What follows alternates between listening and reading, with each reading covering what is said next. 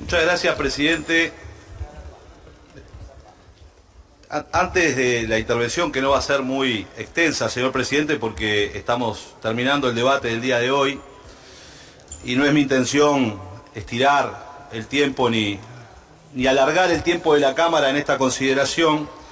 Primero permítame simplemente los agradecimientos necesarios a los funcionarios que trabajaron en la Comisión Integrada de Hacienda y Presupuesto, de la Secretaría, que siempre es un aporte y diría yo, un respaldo fundamental para el trabajo de los legisladores y las legisladoras, pero también para el conjunto de funcionarios que están involucrados en el trabajo de la Comisión Integrada, que es un número más amplio de funcionarios que asisten al trabajo de esta comisión, que como todos sabemos, insume muchas horas de trabajo en esta Cámara. Por tanto, agradecer el esfuerzo, agradecer su compromiso, su vocación y, por supuesto, que su trabajo y su responsabilidad ayuda enormemente al trabajo de los legisladores.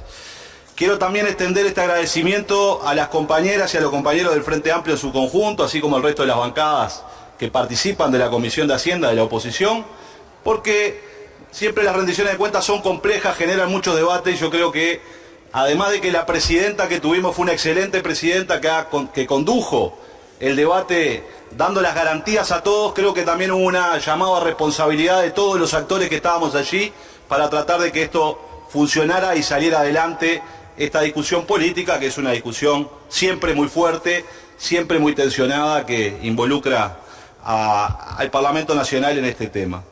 También quiero agradecer el trabajo de las compañeras y los compañeros del Frente Amplio de la coordinación de bancada, como son Maísa, Daniela, Patricia, Ana, Adriana, Mirta, que cumplieron muchas horas de trabajo a nuestro lado, tratando también de asistirnos y de colaborar con nosotros. Sin ellas sería muy difícil este trabajo, usted lo sabe muy bien, señor presidente, es engorroso. No me quiero olvidar de Irene Caballero, que siempre, más allá de su filiación y que es una legisladora del Partido Nacional, siempre también en las instancias de rendición de cuentas para todos los partidos es una colaboradora de la comisión en su conjunto. Agradecerle también a usted, señor presidente, que dispuso lo necesario para este trabajo, y en ese agradecimiento que usted ha dispuesto lo necesario para este trabajo, también reconocerle que lo hemos extrañado en el debate. Probablemente el año que viene lo tengamos de vuelta, pero se ha extrañado su presencia en la comisión. No sé si eso nos ha hecho ganar tiempo o no, pero su presencia en la comisión, que fue esporádica porque tiene tareas de la presidencia, se sintió su ausencia, presidente, como se siente aquí. Bueno, veremos, el tiempo lo calificará. Señor presidente, se han dicho muchas cosas de la rendición de cuentas. Yo no pienso abrir el debate porque estamos finalizando. Creo que el Frente Amplio trae una rendición de cuentas que nos permite mirar a la cara a nuestro pueblo y decir qué es lo que hemos hecho, cuáles son las restricciones económicas que existen en la región y que afectan la política económica de nuestro país, y cuáles son los esfuerzos en términos de prioridades y en sostener un rumbo que lleva 13 años. Indudablemente esta rendición de cuentas, como se ha dicho aquí, es particular, porque es el anticipo de una campaña electoral, señor presidente. He escuchado muchos discursos. Hay un viejo dicho que dice: no vendas la piel del oso antes de cazarlo. Nos han dicho que ya no tenemos votos en la sociedad, nos han dicho que esto ya se termina, nos han dicho eso muchas veces. Eso se resolverá seguramente dentro de algunos meses. Hay que esperar. Pero me parece que no es buena práctica anticipar algo. De todas maneras, señor presidente, nos dicen que este es el fin de un ciclo. Y habrá que discutir bastante acerca de si este es el fin de un ciclo o es, en definitiva, la coronación de un proceso que ha demostrado sistemáticamente durante 13 años que el Uruguay se desacopló de la región. Y de algo de eso nos vamos a referir, señor presidente, en parte de nuestra intervención, porque me parece que es importante dejarlo claro en algunos aspectos.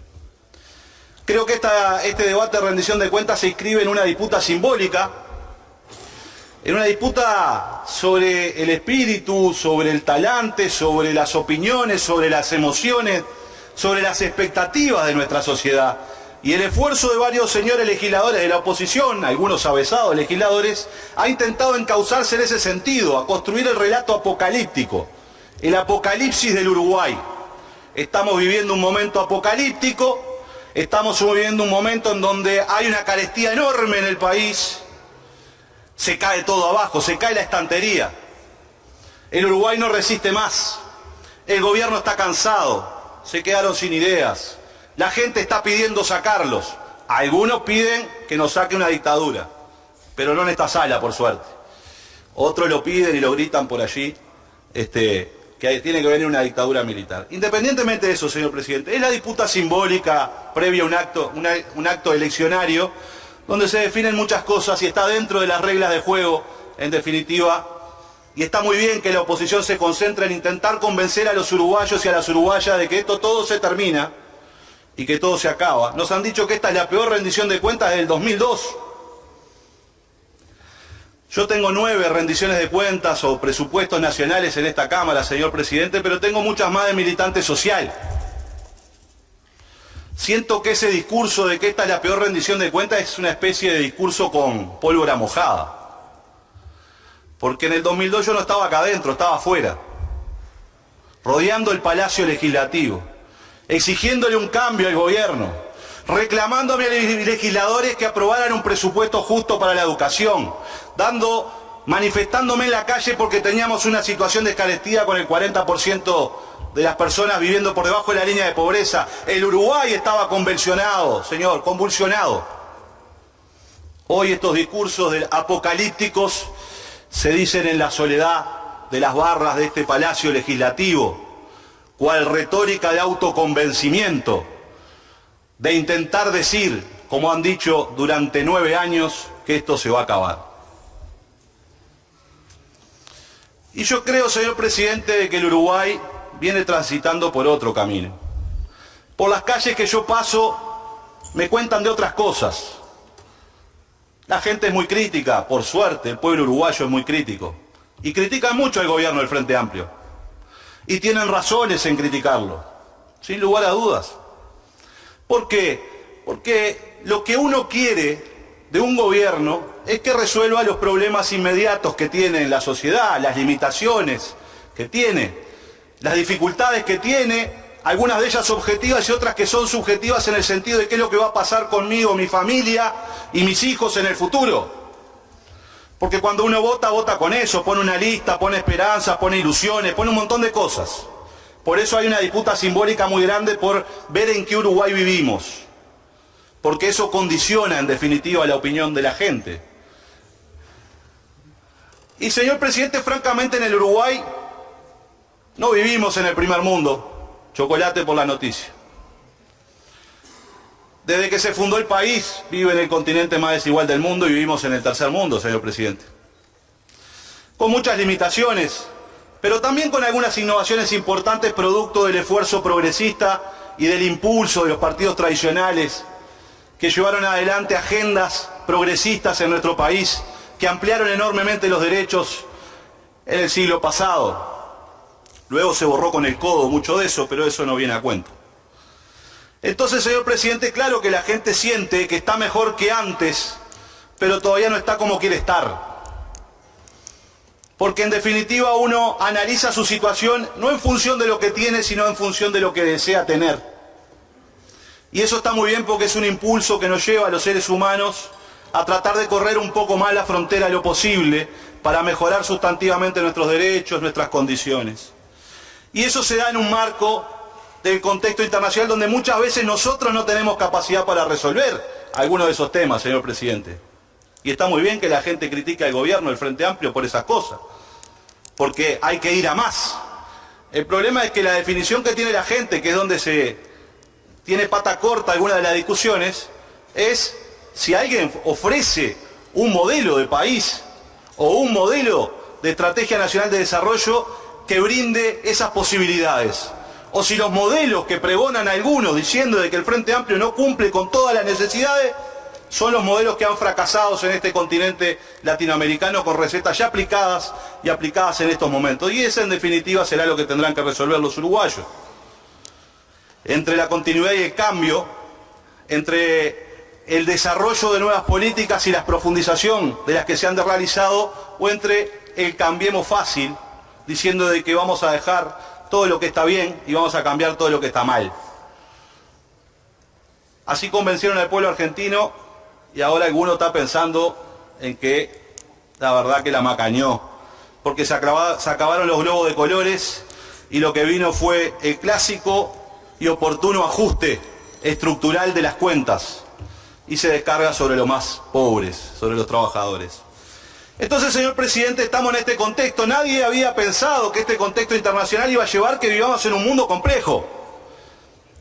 ¿Quién pudo discutir en la campaña de 2014 que iba a ganar Trump en Estados Unidos y que nos íbamos a encontrar con un mundo en donde el presidente de los Estados Unidos es el abanderado del proteccionismo y el secretario general del Partido Comunista de China el abanderado del libre comercio, y que esté en un conflicto y en una guerra comercial el principal productor de alimentos del mundo, como es Estados Unidos, con el principal consumidor de alimentos, que es China? Y ese conflicto que relatan todos es un conflicto que nos afecta posteriormente a nosotros, productores de alimentos en el mundo, que le vendemos a más de 180 países en el mundo, vendemos alimentos de calidad, y eso tiene un efecto importante en lo que ha sido la disminución del precio de los commodities, y eso ha aplicado justamente que se reduzcan los márgenes de muchas de nuestras áreas de la producción nacional. Y cuando eso sucede, señor presidente, se enlentece el crecimiento económico.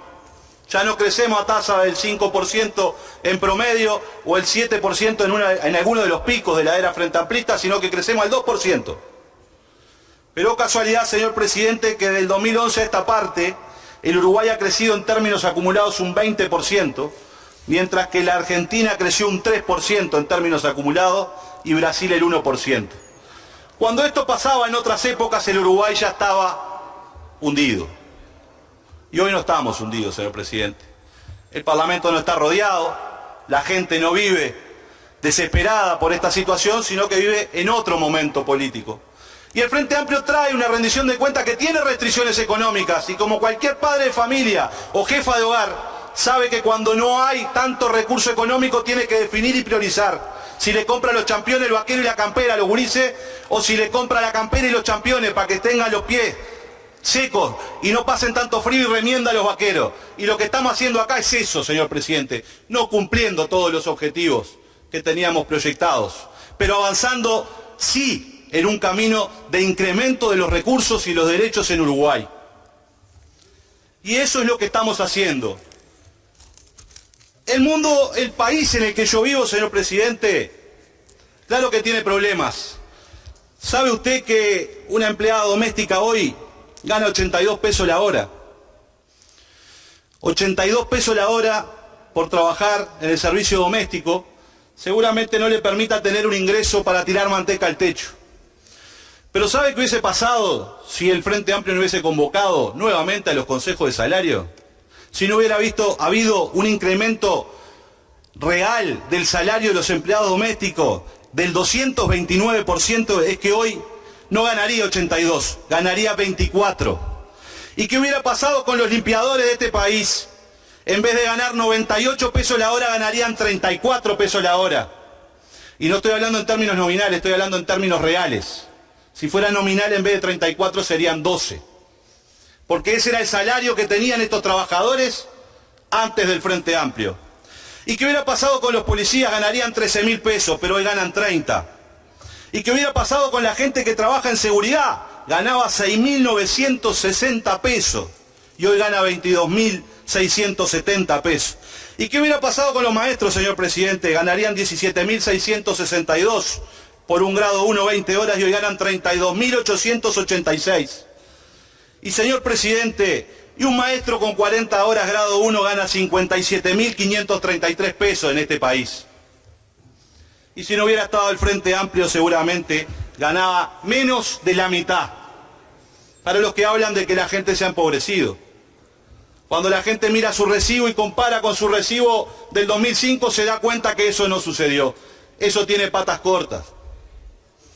Quiere decir esto, señor presidente, que con esos 30.000 pesos esos 22.000 pesos que gana una cajera de supermercado, que antes ganaría 8.000 si no hubiese estado el Frente Amplio incrementando los salarios reales, ¿puede vivir tirando manteca al techo? No. ¿Eso sabe lo que quiere decir, señor presidente? Que no hay que desmontar las políticas que ha aplicado el gobierno, hay que profundizarlas. Hay que profundizarlas. Y voy terminando, señor presidente, y redondeo. Le dije que iba a ser corto, ¿vio? No cumplo las promesas a veces. Redondeo en esto. Hay que profundizar las políticas que han permitido en este país que se incrementara en términos reales el presupuesto y los derechos para los uruguayos. Y eso no significa en absoluto, señor presidente, que haya que desandar el camino recorrido. Lo que hay que hacer es, con compromiso, enfrentar los desafíos del futuro, sabiendo de que la única opción es que el camino que inició el Uruguay en el 2005 se profundice y abarque cada vez a más sectores. Por eso esta rendición de cuentas, señor presidente, en este contexto, no es una rendición de cuentas en retirada, sino es el llamado nuevamente a redoblar la esperanza, a redoblar las energías de que en el Uruguay todavía hay espacio para construir lo necesario. Y eso se llama Frente Amplio.